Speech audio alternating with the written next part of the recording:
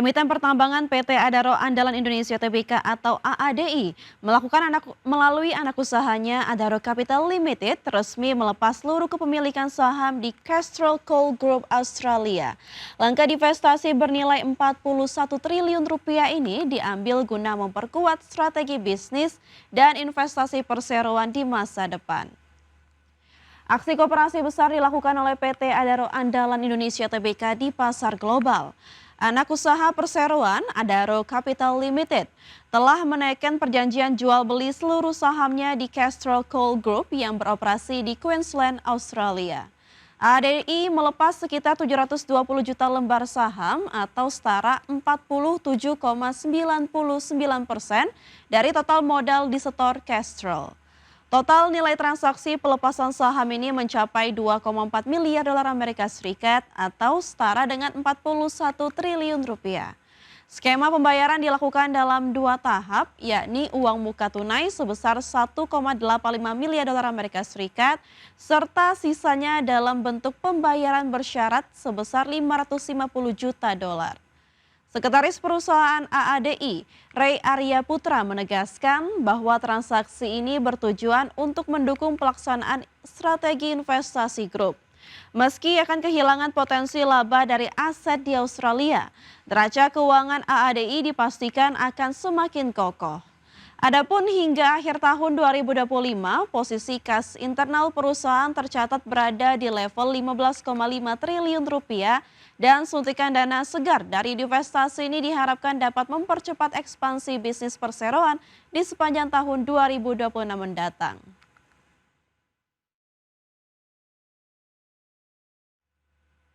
PT Indosemen Tunggal Prakarsa Tbk mengumumkan rencana buyback saham senilai 750 miliar rupiah.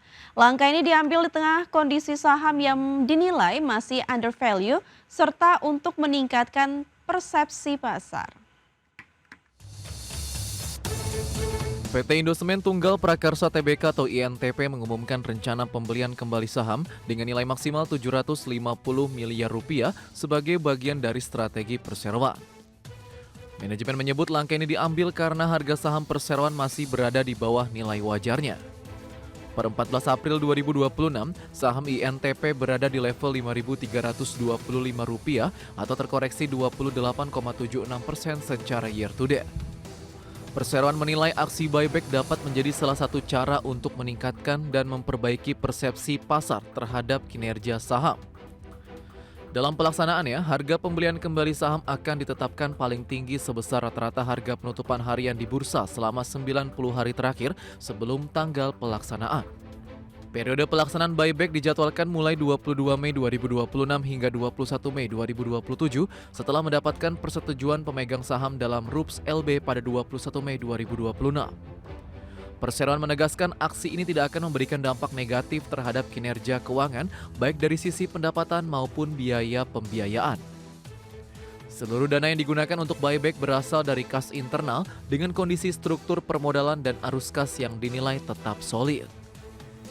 Setelah pelaksanaan buyback, jumlah saham treasury diperkirakan tidak akan melebihi 10% dari modal disetor dengan asumsi penarikan 84.529.400 saham.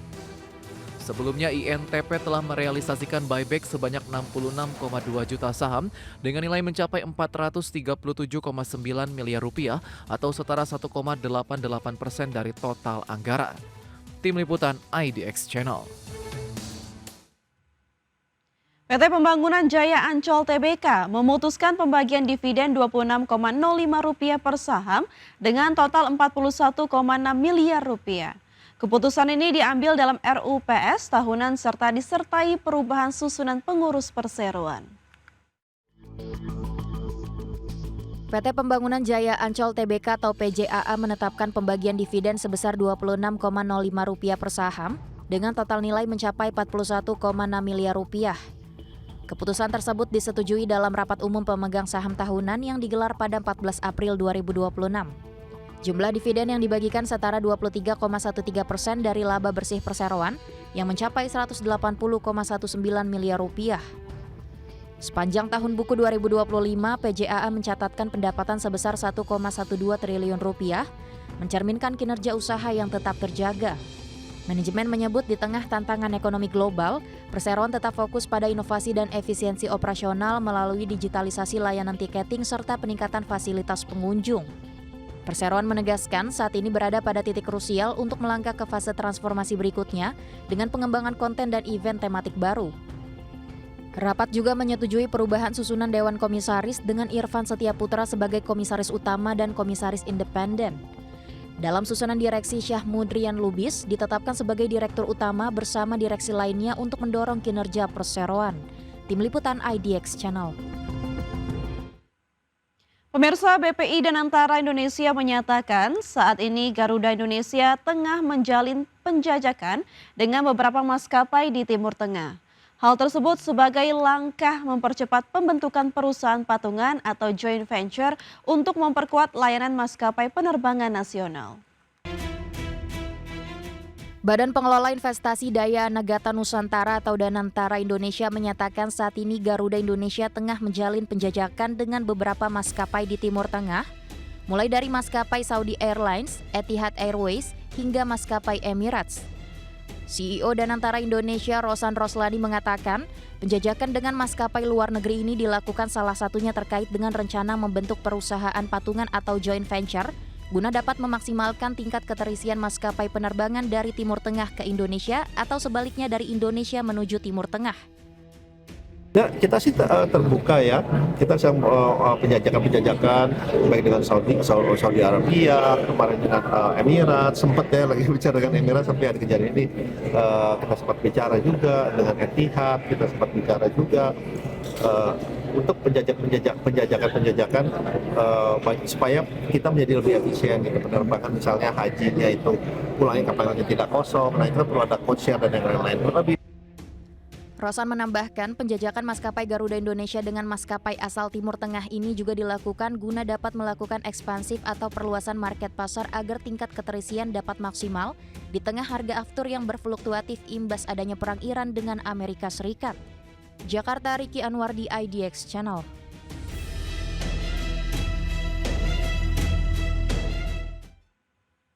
Ya, kalangan pengusaha masih terus mendorong pemerintah untuk menjaga pasokan bahan baku industri, terutama plastik yang semakin langka di dalam negeri. Kelangkaan bahan baku yang semakin menipis dipastikan akan mengganggu industri dalam negeri. Kenaikan harga plastik mulai berdampak langsung terhadap harga produk makanan dan minuman di pasaran. Pasalnya, hampir seluruh produk makanan dan minuman bergantung pada kemasan plastik. Menurut Ketua Bidang Industri Manufaktur Apindo yang juga Ketua Umum Gabungan Pengusaha Makanan dan Minuman Indonesia Adi S. Lukman, selain harga yang melonjak, ketersediaan bahan baku plastik juga menjadi persoalan serius. Bahkan sejumlah pemasok telah memberi sinyal akan kehabisan stok dalam beberapa bulan ke depan.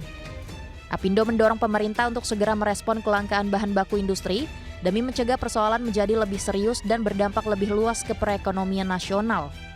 Kita juga kesulitan mendapat dari pemasok plastik. Beberapa sudah menyatakan kehabisan bahan baku untuk kemasan dan inilah yang menjadi masalah. Selain harga naik, juga ketersediaannya terbatas. Itu dua hal itu. Nah, dari beberapa pemasok ada yang bilang terakhir bulan Mei atau Juni sudah habis seperti itu. Nah, ini yang harus dicarikan solusinya.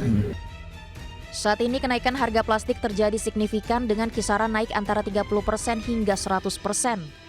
Lonjakan harga ini berdampak besar terhadap harga pokok produksi hingga menambah beban biaya produksi meningkat tajam, sehingga produk menjadi lebih mahal dan sulit diserap pasar. Jakarta, Raharjo Patmo, IDX Channel.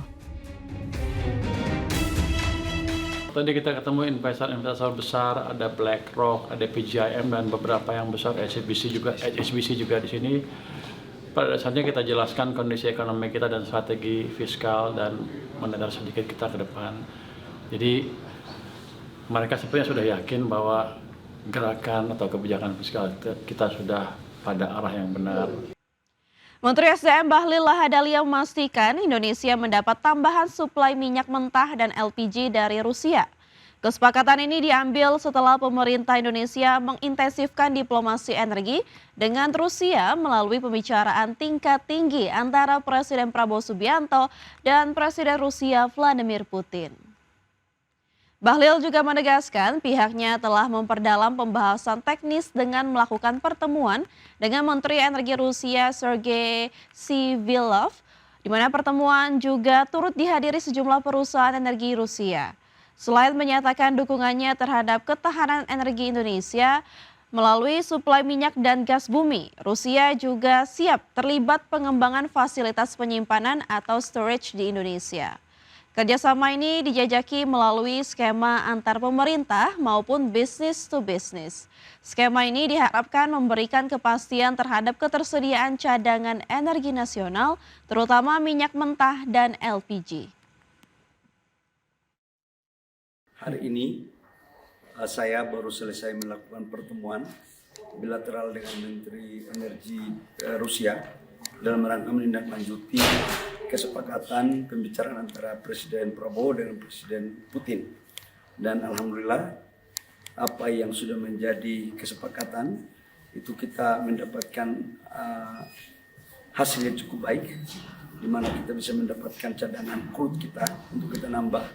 Di samping itu juga kita akan bisa mendapatkan LPG. Dan ini dilakukan secara G2G maupun B2B, yang pada akhirnya kemudian ini akan menjadi kepastian daripada cadangan minyak kita, khususnya crude dan LPG di Indonesia. Sekali lagi saya merasa senang hari ini karena atas arahan Bapak Presiden Prabowo untuk menindaklanjuti secara tuntas, dan alhamdulillah sekali lagi saya katakan bahwa insya Allah bisa kita. Menteri Keuangan Purbaya Yudi Sadewa menjelaskan kondisi fundamental makroekonomi serta strategi fiskal Republik Indonesia kepada sejumlah investor raksasa di Amerika Serikat. Langkah strategis ini dilakukan melalui pertemuan di New York dan Washington DC, Amerika Serikat. Menteri Keuangan Purbaya Yudi Sadewa menggelar pertemuan dengan sejumlah investor potensial di New York, Amerika Serikat. Pertemuan tersebut bertujuan untuk memperkuat kepercayaan investor terhadap perekonomian Indonesia di tengah berbagai isu global.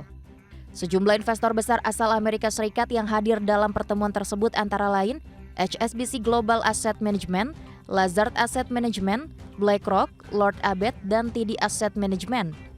Dalam kesempatan itu, Purbaya memaparkan kondisi fundamental makroekonomi serta strategi fiskal Indonesia. Ia menegaskan bahwa pemerintah terus menjaga stabilitas ekonomi agar tetap menarik bagi investasi. Penjelasan tersebut diberikan untuk menjawab berbagai keraguan yang sempat muncul di kalangan investor terkait kondisi fiskal Indonesia. Tadi kita ketemu investor besar, ada BlackRock, ada PGIM, dan beberapa yang besar HSBC juga di sini. Pada dasarnya kita jelaskan kondisi ekonomi kita dan strategi fiskal dan moneter sedikit kita ke depan. Jadi mereka sepertinya sudah yakin bahwa gerakan atau kebijakan fiskal kita sudah pada arah yang benar. Katanya sih mereka berminat terus melakukan investasi di Indonesia. Jadi beberapa pertanyaan juga diutarakan oleh mereka untuk memastikan keraguan mereka terhadap Indonesia bisa dikelirkan dan kita bisa mengkelirkan dengan baik. Purbaya menambahkan bahwa para investor pada akhirnya menilai kebijakan fiskal Indonesia sudah berada di jalur yang tepat. Bahkan, mereka menganggap sejumlah lembaga pemeringkat internasional terlalu cepat memberikan outlook negatif terhadap Indonesia, mengingat data ekonomi terkini dinilai belum sepenuhnya mencerminkan kondisi yang ada. Jakarta, Raharjo Patmo untuk IDX Channel.